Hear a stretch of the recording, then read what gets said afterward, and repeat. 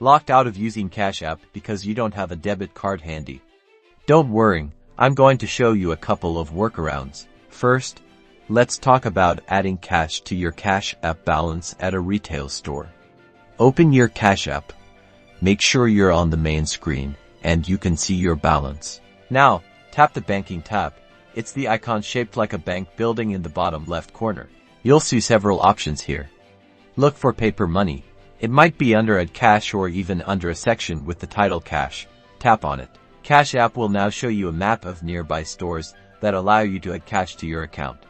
These often include places like Walmart, Walgreens, CVS, Dollar General, and more. Choose a location that's convenient for you, tap on it, and Cash App will generate a barcode. Take your phone to the cashier and tell them you want to add money to your Cash App account using this barcode. The cashier will scan the barcode, and you'll give them the cash you want to deposit.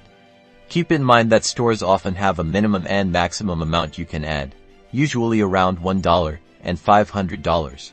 Once the transaction is complete, you should see the money instantly reflected in your Cash App balance. Now you can use that balance to send money, pay bills, or whatever you need to do.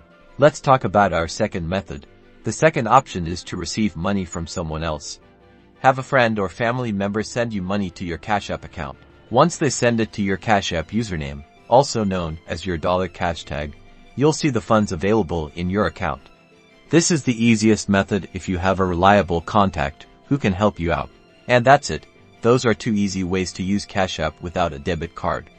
I hope this video was helpful.